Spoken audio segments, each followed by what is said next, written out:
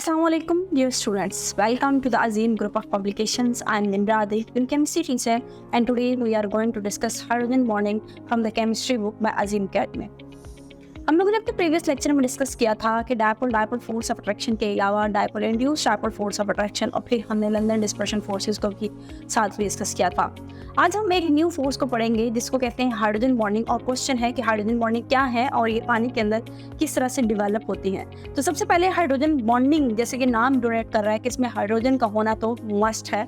Hydrogen bonding बनाने के लिए इन्वॉल्व होगा, इसलिए हम इसको हाइड्रोजन बॉन्डिंग भी कहेंगे।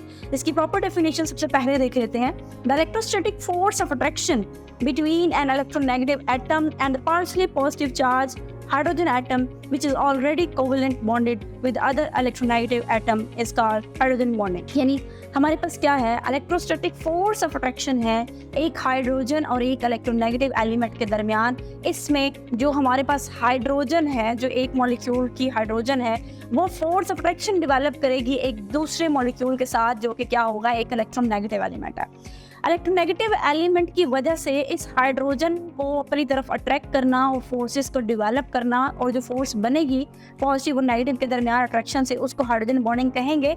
लेकिन इस वक्त जब मैं हाइड्रोजन यूज़ कर रही हूँ, ये हाइड्रोजन ऑलरेडी किसी न किसी चीज़ के साथ अटैच्ड है, यानी हम इसको कहेंगे कि इसने ऑलरेडी किसी चीज़ के साथ कोवलेंट बॉन्ड बनाने के बावजूद, यानी इस तब में एक इलेक्ट्रॉन डोनेट कर दिया हुआ है और ये बॉन्ड ऑलरेडी बना चुकी है, लेकिन इसके बावजूद जब भी इसके करीब कोई दूसरा इलेक्ट्रोनेगेटिव एटम रखते हैं तो उसके साथ भी वीक सी या स्ट्रॉन्ग सी या जिस तरह की भी आप चाहें, जो फोर्स ऑफ अट्रैक्शन डेवलप करेगी, उस फोर्स को हम क्या कहते हैं, हाइड्रोजन बॉन्डिंग कहते हैं। ये हाइड्रोजन बॉन्डिंग डेवलप कैसे होती है? डेफिनेशन के मुताबिक तो partially positive charge hydrogen atom है और उसने इलेक्ट्रोनेगेटिव एलिमेंट के साथ फोर्सेस डेवलप करनी है। इलेक्ट्रोनेगेटिव एलिमेंट जो हम नॉर्मली यूज़ करते हैं उनमें नाइट्रोजन होगा फ्रॉम ग्रुप नंबर 5, ऑक्सीजन होगा ग्रुप नंबर 6 में से, और ग्रुप नंबर 7 में से हम फ्लोरीन को नॉर्मली डिस्कस करते हैं कि ये तीनों के तीनों जब पार्शियली पॉजिटिव चार्ज हाइड्रोजन के साथ electrostatic force of attraction develop करते हैं तो जो बॉन्ड बनता है उस बॉन्ड को हम हाइड्रोजन बॉन्डिंग कहते हैं।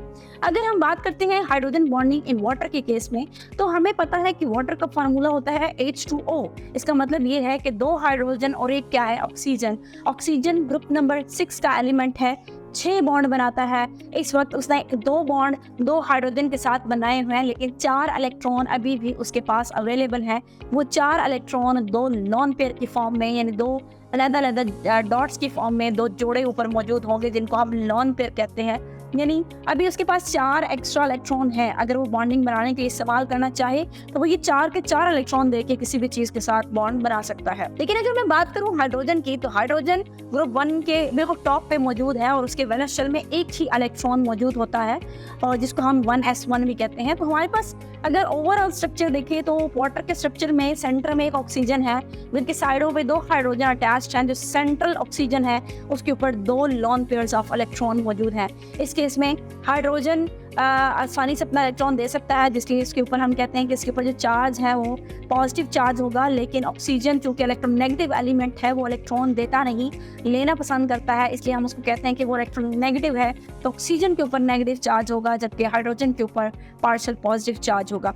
आपके सामने बोर्ड पे एक पिक्चर शो हो रही है स्क्रीन पे, जिसमें एक ऑक्सीजन है जिसके ऊपर लॉन पेयर्स आपके पास मौजूद होने की वजह से लॉन पेयर्स तो डिनोट नहीं किए, लेकिन वहाँ पे नेगेटिव, पार्शियल नेगेटिव का साइन शो कर रहा है कि इनके पास एक्स्ट्रा इलेक्ट्रॉन्स मौजूद हैं। लेकिन हाइड्रोजन पे पार्शियल पॉजिटिव का चार्ज शो कर रहा है कि इनके पास डेफिशिएंसीज ऑफ इलेक्ट्रॉन है। एक वाटर के मॉलिक्यूल की हाइड्रोजन दूसरे वाटर के मॉलिक्यूल की ऑक्सीजन के साथ the force of attraction develop करती है, तो उस फोर्स को हम कहते हैं हाइड्रोजन बॉन्डिंग। अब ये जो हाइड्रोजन बॉन्डिंग है, ये simple dipole force of attraction नहीं है। डायपोल इसको क्यों कह रहे हैं? क्योंकि एक केस में भी आप देखें तो पानी है HOH, यानी हाइड्रोजन, ऑक्सीजन और दूसरा हाइड्रोजन, जबकि दूसरे केस में भी सेंटर में ऑक्सीजन है, जबकि 2 साइड पे क्या है, हाइड्रोजन। ऑक्सीजन पे नेगेटिव चार्ज, हाइड्रोजन पे पॉजिटिव चार्ज, जबकि दूसरी साइड पर भी ऑक्सीजन पे नेगेटिव चार्ज और हाइड्रोजन पे पॉजिटिव चार्ज है। तो पहले मॉलिक्यूल की हाइड्रोजन को अट्रैक्ट कर रहा है दूसरे मॉलिक्यूल का ऑक्सीजन, यानी इलेक्ट्रोनेगेटिव ऑक्सीजन ने पहले वाटर के मॉलिक्यूल के हाइड्रोजन को जब अट्रैक्ट किया, और उस time the force of attraction बनती है, उस फोर्स ऑफ अट्रैक्शन को हम कहते हैं हाइड्रोजन बॉन्डिंग। ये simple dipole force of attraction नहीं है। 2 डायपोल तो है, एक में भी प्लस नेगेटिव है, दूसरे में भी प्लस नेगेटिव है, लेकिन इतनी सिंपल भी डेफिनेशन इनकी नहीं है। क्यों? क्योंकि इस केस में सेंट्रल एलिमेंट कौन सा है? ऑक्सीजन। और ऑक्सीजन ने 2 हाइड्रोजन के साथ बॉन्ड तो बनाए हुए हैं, लेकिन उसके ऊपर खुद itself 2 lone pair of electrons भी मौजूद है। वो 2 इलेक्ट्रॉन की मौजूदगी उसको बाकी तमाम तरह की फोर्सेस से थोड़ा सा डिफरेंशिएट करवा देती है। सेकेंड, अगर हम बात करते हैं हाइड्रोजन की, तो hydrogen is almost divide of the electron. तकरीबन हाइड्रोजन अपने इलेक्ट्रॉन दे चुका है, यानी टोटली ही इलेक्ट्रॉन्स क्या है, महरूम हो चुका होता है, क्योंकि हाइड्रोजन ने तो अपना इलेक्ट्रॉन दे के ऑलरेडी किसी न किसी के साथ बॉन्ड बनाया हुआ है, यानी उसके पास देने को कुछ भी नहीं है। इसके बावजूद वो एक दूसरे मॉलिक्यूल्स के दरमियान फोर्स ऑफ अट्रैक्शन डेवलप कर रहा है। तो कैसा हो सकता है? क्योंकि हाइड्रोजन के पास एक ही इलेक्ट्रॉन था, वो तो दे चुका है, उसके पास देने के लिए कुछ भी नहीं है। उसको 2 इलेक्ट्रॉन चाहिए थे, उसने अपना एक भी दे दिया और जाके एक वाटर के साथ स्ट्रक्चर, यानी एक ऑक्सीजन के साथ स्ट्रक्चर बना लिया। अब क्या होगा? दूसरा मॉलिक्यूल वाटर का, जिसके ऑक्सीजन के ऊपर 2 लॉन पेयर मौजूद है, वो फालतू है, एक्स्ट्रा है, यानी भी बॉन्डिंग के इस्तेमाल नहीं हुए।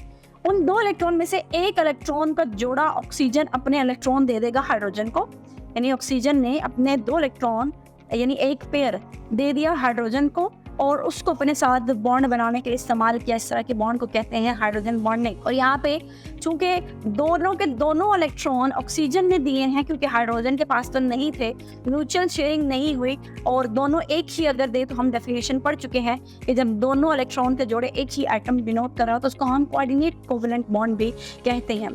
तो ऑक्सीजन के ऊपर 2 लॉन पेयर हैं, इसके अलावा तकरीबन हाइड्रोजन मुकम्मल तौर पर ही इलेक्ट्रॉन से महरूम हो चुकी है। तो इस तरह की इन 2 रीजंस की वजह से हम कहते हैं कि ये simple dipole dipole force of attraction नहीं है। फिर अगर हम बात करते हैं हाइड्रोजन की, ऑक्सीजन के ऊपर तो 2 इलेक्ट्रॉन के जोड़े मौजूद हैं, लेकिन हाइड्रोजन पीरियोडिक टेबल का सबसे छोटा एलिमेंट है। तो हम इसको कहते हैं कि इसका स्मॉल साइज होने की वजह से ये अपना ही इलेक्ट्रिक फील्ड जनरेट कर लेगा और उस इलेक्ट्रिक फील्ड जनरेशन की वजह से इसके अंदर एबिलिटी होती है कि ये मज़ीद ऑक्सीजन एटम जो है वो इसकी तरफ तेज़ी से अट्रैक्ट हो सकते हैं। और यानी इसको अगर अट्रैक्ट करना चाहें इस हाइड्रोजन को, इस इलेक्ट्रिक फील्ड की वजह से, तो ऑक्सीजन एटम इसको अपनी तरफ अट्रैक्ट करना स्टार्ट कर देते हैं, जिसकी वजह से हमारे पास हाइड्रोजन और ऑक्सीजन के दरमियान बॉन्ड बनेगा। लेकिन बॉन्ड बनाने के लिए इलेक्ट्रॉन चाहिए और वो दोनों के दोनों इलेक्ट्रॉन ऑक्सीजन देगा और हाइड्रोजन को यूटिलाइज करके कोऑर्डिनेट कोवेलेंट बॉन्ड बनाएगा। अगर मैं हाइड्रोजन बॉन्डिंग पानी में डिस्कस करूं तो वाटर का एक स्ट्रक्चर जो कि स्क्रीन पे सामने आ रहा है आपके, इसमें सेंटर में एक वाटर का मॉलिक्यूल है और उसके चारों कॉर्नर्स पे वाटर के मॉलिक्यूल्स अटैच हैं, यानी टोटल 5 वाटर के मॉलिक्यूल्स इस स्ट्रक्चर में बने हुए हैं। सेंटर में एक वाटर का मॉलिक्यूल है, जबकि उसके चारों कॉर्नर्स पे दूसरे वाटर के मॉलिक्यूल्स मिलकर वाटर का स्ट्रक्चर बनाते हैं और वाटर का जो बॉइलिंग पॉइंट है दैट इज 100 डिग्री सेंटीग्रेड। अगर मैं बात करूं हाइड्रोजन बॉन्डिंग की प्रॉपर्टीज़ की, तो हाइड्रोजन बॉन्ड जो है ये कोवेलेंट बॉन्ड की निस्बतन तो वीक है, लेकिन डायपोल इंड्यूस और लंदन डिस्पर्शन फोर्सेस की निस्बतन ये जो बॉन्ड है ये स्ट्रॉन्ग होता है। ये कोवेलेंट बॉन्ड की निस्बतन लॉन्गर है और इसके अलावा ये डायरेक्शनल बॉन्ड भी होता है और हाइड्रोजन बॉन्डिंग की वजह से लॉन्ग चेन्स भी बन सकती हैं। इसी के साथ पानी में एग्जांपल डिस्कस करने के बाद कि पानी में हाइड्रोजन बॉन्डिंग के लिए ऑक्सीजन के ऊपर लॉन पेयर हैं और उन लॉन पेयर्स को वो यूज़ करके हाइड्रोजन के साथ बॉन्ड बनाते हैं। इसी के साथ और एक एग्जाम्पल भी गिवन है जिसमें आप HF और अमोनिया के केस में भी डिस्कस करेंगे कि HF यानी हाइड्रोजन फ्लोराइड और अमोनिया कैसे हाइड्रोजन बॉन्डिंग डेवलप करते हैं। अगर आप हाइड्रोजन को देखें तो हाइड्रोजन का स्मॉल साइज है और हाइड्रोजन इस वक्त 2 HF के साथ जब ये बॉन्ड बनाता है तो जिग जैग मैनर में स्ट्रक्चर बनता है और जिग जैग मैनर में अगर आप HF का स्ट्रक्चर देखें तो 2 फ्लोरीन के दरमियान अपने स्मॉल साइज होने की वजह से हाइड्रोजन इंट्रैप्ड है, वहाँ से ये आसानी से नहीं निकल सकती। तो हमारे पास बुक में क्या लिखा हुआ है, hydrogen bonding in HF and ammonia. अगर हम बात करते हैं हाइड्रोजन के केस में, HF में H का साइज जो है वो बहुत स्मॉल है और इस क्या करेगा, आप take part in this type of the bonding. So when the hydrogen is bonded with a more electronegative element, it act as a bridge between the two electronegative element. इस वक्त HF का zig zag manner में एक structure है जिसमें 2 fluorine है और उनके दरमियान हाइड्रोजन एंट्रैप्ड है। तो मैं कह सकती हूँ कि 2 इलेक्ट्रोनेगेटिव एलिमेंट के दरमियान ब्रिजिंग का ये काम कर रहा है। इसी तरह अगर हम अमोनिया की बात करते हैं तो अमोनिया में नाइट्रोजन ग्रुप नंबर 5 का मेंबर है, तो इसके वैलेंस शेल में 5 इलेक्ट्रॉन्स हैं, इसको 5 बॉन्ड बनाने चाहिए। इस वक्त 3 उसने हाइड्रोजन के साथ यूज़ किए हुए हैं, 2 इलेक्ट्रॉन्स लॉन पेयर की फॉर्म में वहाँ मौजूद है। तो ये 2 जो लॉन पेयर्स मौजूद है, ये 2 इलेक्ट्रॉन्स की किसी भी चीज़ को दे के उसके साथ बॉन्ड बना सकता है। तो ये अपने दोनों इलेक्ट्रॉन दूसरे अमोनिया की एक हाइड्रोजन को दे के उसके साथ बॉन्ड बना सकता है। इसी तरह ज़रूरी नहीं है कि हाइड्रोजन बॉन्डिंग बनाने के लिए नाइट्रोजन, ऑक्सीजन और फ्लोरीन यूज़ हों। कुछ ऐसे और एलिमेंट्स भी हैं जो इलेक्ट्रोनेगेटिव हैं लेकिन इन 3 के अलावा हैं, वो भी हाइड्रोजन बॉन्डिंग में इन्वॉल्व हो सकते हैं, जिसकी बेस्ट एग्जांपल क्लोरोफॉर्म है, CHCl3। तो क्लोरोफॉर्म का स्ट्रक्चर अगर देखें तो एक कार्बन के साथ 3 क्लोरीन एटम मौजूद है और तीनों इलेक्ट्रॉन नेगेटिव होने की वजह से इलेक्ट्रॉन विड्रॉइंग इफेक्ट ज़्यादा रखते हैं। इस केस में हाइड्रोजन के ऊपर पार्शियल पॉजिटिव चार्ज बहुत ज़्यादा आ चुका होता है। अब हाइड्रोजन के ऊपर पार्शियल पॉजिटिव चार्ज मौजूद है, तो जबकि दूसरी साइड में मेरे पास एक एसीटोन है, एसीटोन में एक ऑक्सीजन मौजूद है जिसके पास इलेक्ट्रॉन्स के जोड़े यानी लोन पेयर्स मौजूद होंगे।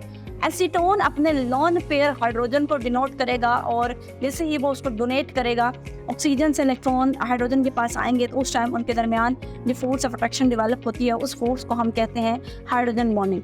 तो हम ये कह सकते हैं कि हाइड्रोजन बॉन्डिंग सिर्फ 3 एलिमेंट्स पर रिस्ट्रिक्टेड नहीं है, यानी ऑक्सीजन, नाइट्रोजन और फ्लोरीन के अलावा कुछ और एलिमेंट्स भी जो हैं जो इलेक्ट्रोनेगेटिव हैं वो हाइड्रोजन के साथ मिलके हाइड्रोजन बॉन्डिंग डेवलप करने की खासियत रखते हैं।